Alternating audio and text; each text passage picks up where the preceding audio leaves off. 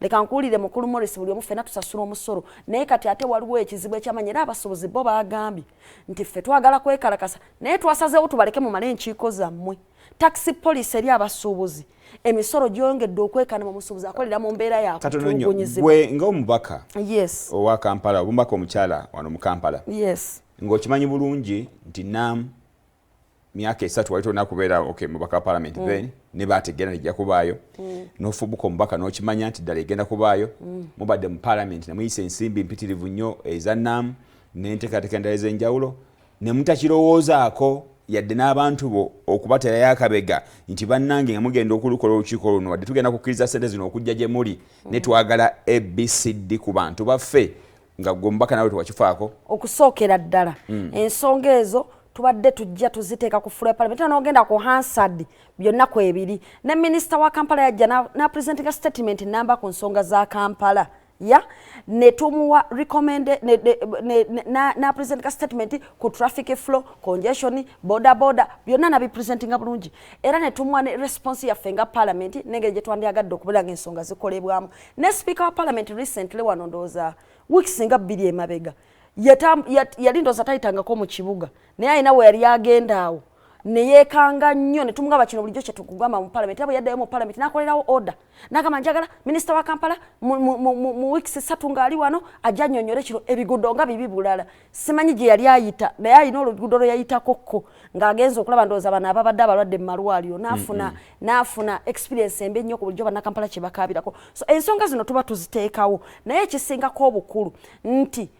ffe ng'ababaka parliament tetuteeka mu nkola ebyo bye tuteesezza waliwo government executive yena okuteeka mu nkola olwaleero Kampala erina kye bayita KCCA ekulemberwa minister wa Kampala ne executive director kati ne wing ya politics yonenda ne technical wing be bateeka mu nkola naye ekisinga okutuluma kwe kuba nti buli KCCA bagezako okuteeka mu nkola eteeka mu nkola ebyo byokka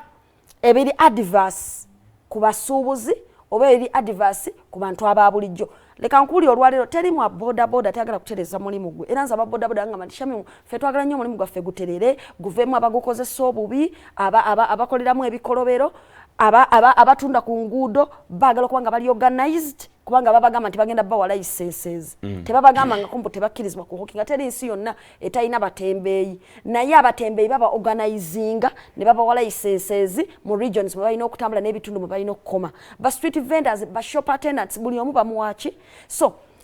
kyetusinga okutunuulira ekyandibadde kikulu kebeera transport sector nga eya taxi nti abantu abakolera mu kibuga Kampala bano bwe babeera nga waliwo enteekateeka ey'okutereeza ekibuga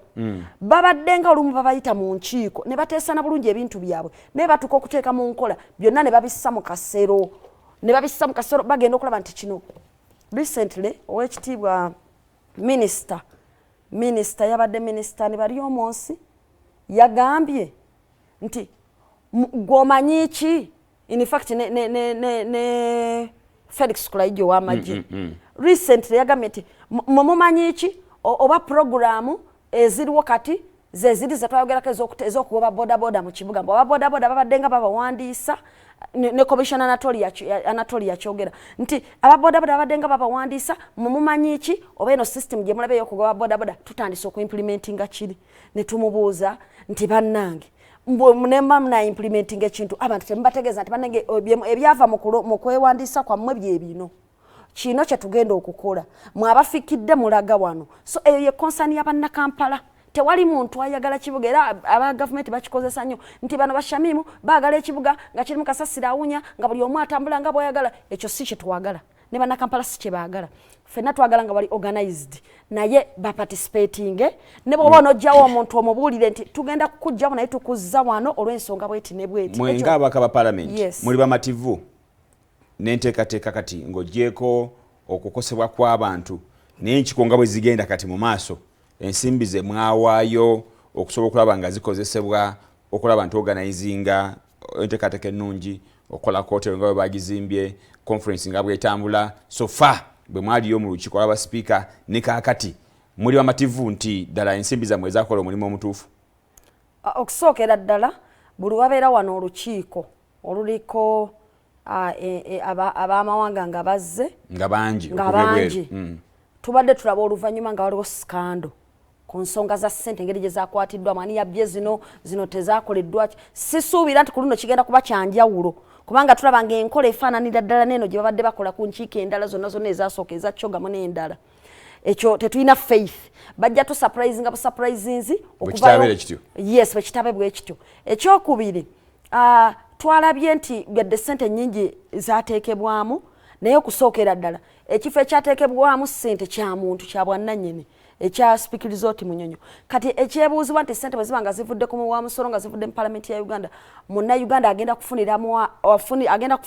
wa nga ssente ziri invested mu kizimbe oba mu bizinesi ey'omuntu kinnoomu